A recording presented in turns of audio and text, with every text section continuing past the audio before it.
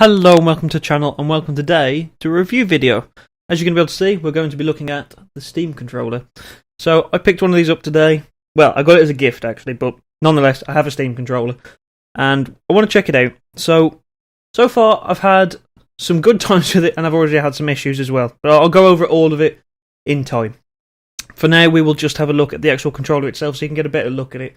Try and get it as close to the camera as I can without blurring it too much. So you got this sort of shiny plastic that marks very easily, as you can see. All my lovely fingerprints all over it. Then you sort of blend into a more rough plastic, which is nice on quite grip, but it's quite seamless. It seems very well built. It doesn't feel cheap either. It feels really nicely made. So we're blurring a little bit, but we'll cope. So it's a pretty nice controller from the general aesthetics of it. It's nice. So we've got two touchpads here. This one functions more as a D-pad than anything else, but the power of the Steam controller is you can rebind basically every button on this thing, so that can kind of be whatever you want it to be. And then we have another trackpad here as well. Both of these function as just general buttons as well. Should be able to hear that clicking. Standard analog stick. A, B, X and Y controls, back, start, Steam buttons. We have our usual shoulder buttons and triggers. The triggers I personally am not the biggest fan of. They're okay, but they haven't got the depth that other controllers have got. And then there is two additional triggers on the back here, which are a bit hard to see, but they sit on both the sort of main hand rests here. This part here is also where you hide the battery. So if you flick this little switch here, it will come away, and then the batteries sit inside here, with a lock here that once you push that will pop the battery out. And then that'll just go back on. So there's one battery on either side, which is a nice way of hiding the massive battery packs that sometimes sit on the back of controllers. So I like that a lot. So, for comparison, I'll show you some other controllers that you might be slightly more familiar with. So we'll start with a Xbox controller, since that's probably the one it resembles the most. So this is the Xbox One controller, just a standard controller. So it'll give you sort of a rough idea of the actual sheer size of this thing. So it's quite a chunky thing. By no means a thin beast, but I really like it, in fairness. For comfort anyway, because I've got quite big hands, so that sits fairly comfortably in my palm, and my hand wraps around it in quite a nice fashion. It just feels very comfortable, but at the same time so does the Xbox controller, but it gives you a lot more room sort of between your index finger and your palm. So again, still quite nice though, but I do prefer the triggers on these. They've got a lot more sort of bounce to them, there's a lot more depth, so it feels a bit more impactful there. And then we also have the PS4 controller. So I'll give you a rough idea of that. Hopefully this is helpful to you. I don't know if it actually will be, but I know some people would like to gauge the actual size of this thing. So it can sometimes be a little bit tricky to tell. So then it's not that much bigger than, like, width-wise, than a normal controller, but there's definitely a lot here.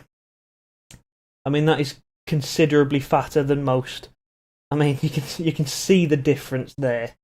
It's kind of crazy, but there you go.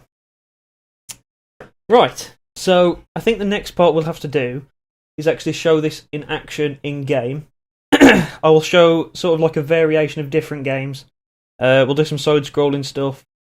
And I'll try a third-person game, and I may try a sort of FPS-style game as well, just so you can get the idea, because my biggest concern with this controller is going to be this pad, which will be functioning as your right analog stick. So I want to show you my thoughts on that. So we'll leave it here, and I will be back in just a second with some gameplay. Okay, so we are this time in Bug Butcher. This is a nice side-scrolling shoot-'em-up. So I thought this would be a nice one to test out the very basic function of the controller and show you its responsiveness. Which, as you can see, it's pretty nice.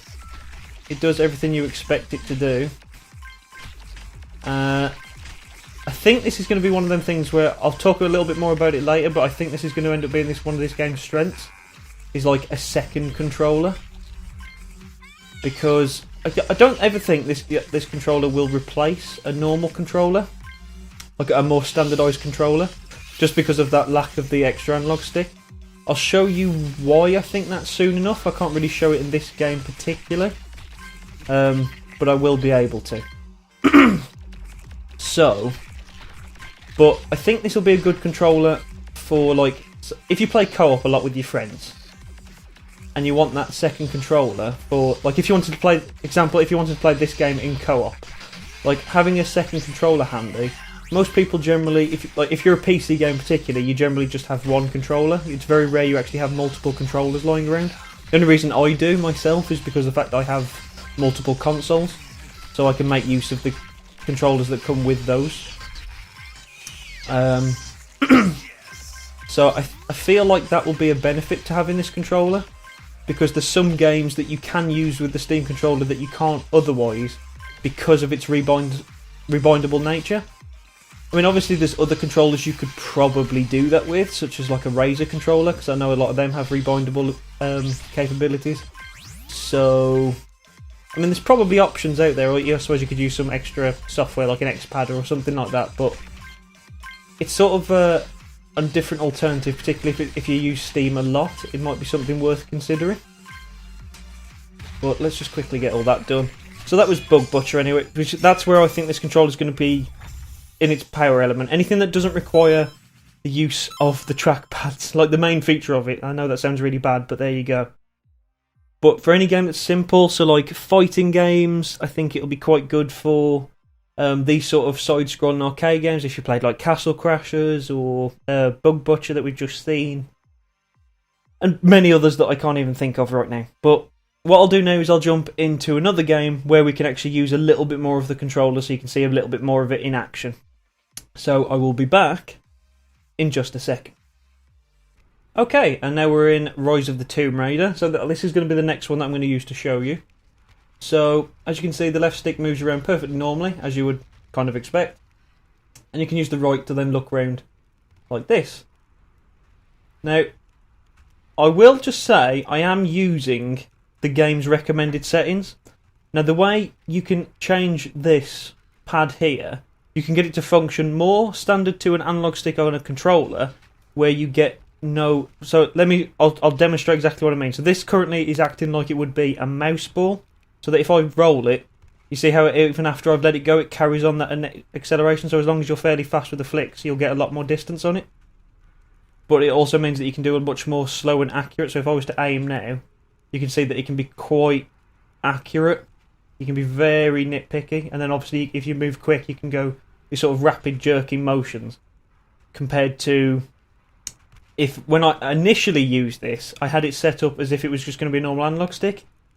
And it functioned more like you would expect a trackpad to, and it meant that I was kind of doing this sort of idea, but like all the way across, and I was getting very, very little back, so I was having to use it like 12 times to actually make a full circle around Lara, which, you know, that's a bit annoying, but other than that, everything functions as you would expect it to function, so I can use all the triggers as you would expect. We can aim, and we can shoot. And then we can go onto the map, we can access menus, we can do whatever we need to do. So it's pretty nice for that, although, as I say, I think a lot of it will come down to what you can do with the controller. So I'd kind of like to show you the rebinding. Hopefully the recording software will capture this. I will actually just say this, thinking about it. If you are someone that records and you use fraps, just so you know, this controller and fraps don't seem to get on very well. For some reason, if I have fraps turned on and I'm using this controller on this game, it just doesn't work. It registers that I'm using a keyboard and not actually using the gamepad. So this literally turns into a mouse cursor and all the other buttons just shut down working. So that is something just to bear in mind if you are a sort of person that records stuff. Most people, not going to be a problem for. But just thought I'd mention it. That's why I'm using Shadowplay for this video. So you may notice a difference in quality and things like that, but there you go. Anyway, if I press this button, it'll bring up the usual sort of Steam library, except you'll also notice I have configurization for the controller. So we can then go onto this screen here and we can start changing whatever we want to change. So let's say I wanted to change the right, and like so you can see it's mouse-like joystick at the minute. But I do have other options, so I can change it into a directional pad, a button pad. I can turn it into a mouse joystick, joystick move. scroll wheels, you can do all kinds of things. So you can really tailor this to however you want. You can add different clicks, how sensitive it is, how it works like a trackball. You can do all kinds of things.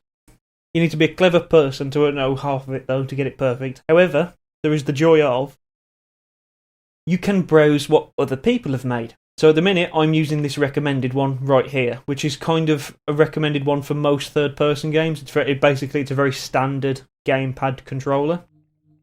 But there's other ones that other people have made. So it'll tell you how many other users using it, so you can kind of get a bit of an idea of what it's all about.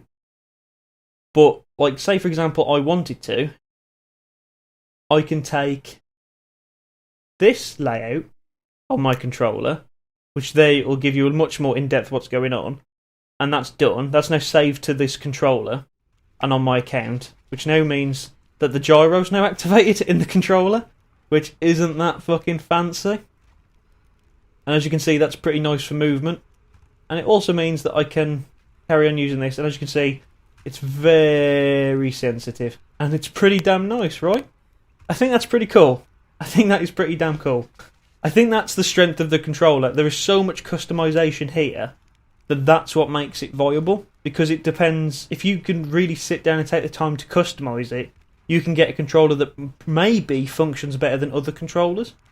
So, I mean, in my opinion, that is just absolutely stunning. However, I have now lost the ability to aim. I don't know why. There we go. Oh, I see. It's kind of... If I push it all the way, I get an extra level of zoom. Oh, that's interesting. But there you go. So... but now it gives me this look. It's really sensitive now.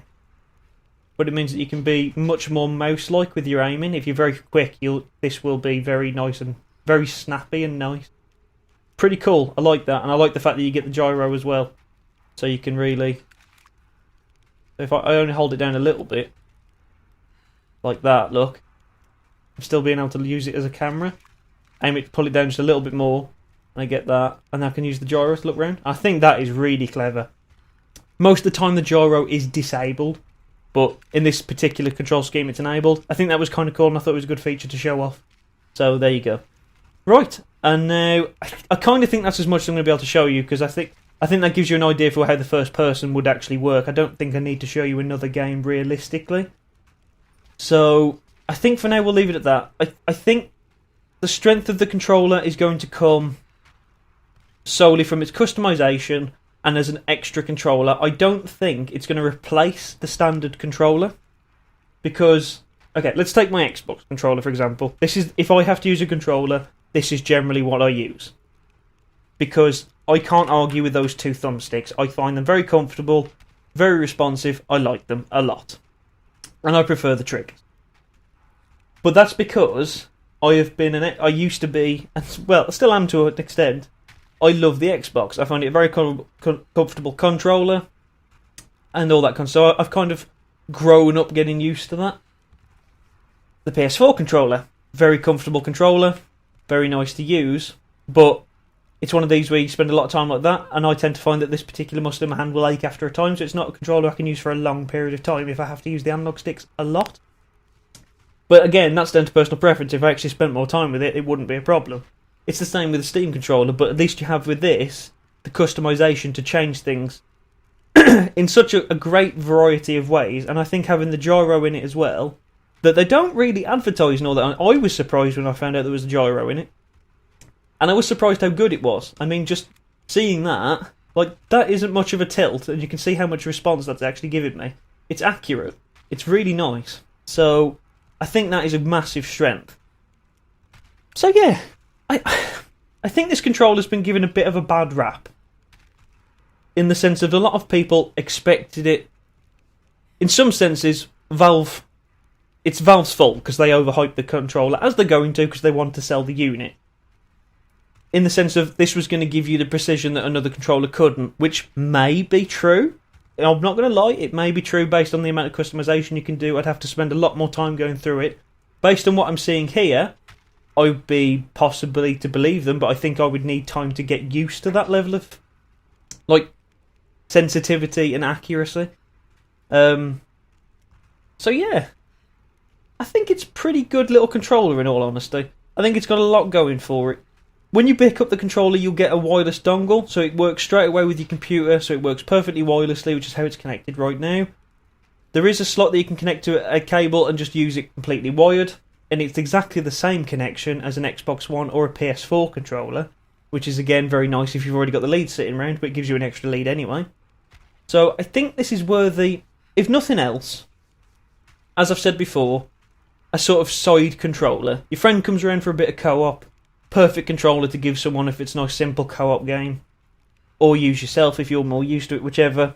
The level of customization, ridiculously nice. So if you don't like the default controls, 9 times out of 10 you can just press the Steam button, find someone else who's made a configuration for it, and try that out.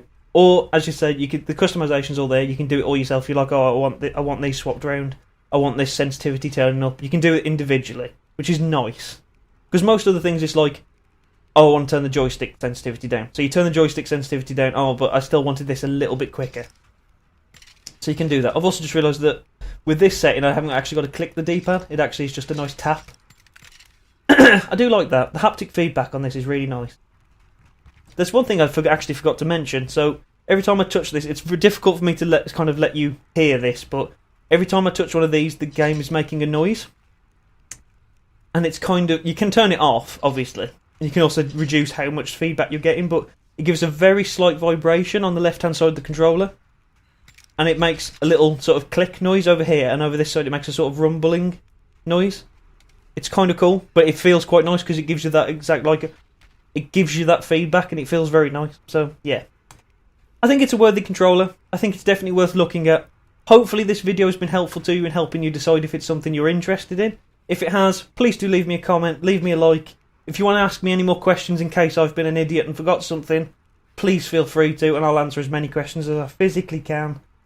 So yeah, hopefully you've enjoyed this video, and hopefully I will see you soon for a future video. Thank you, and goodbye.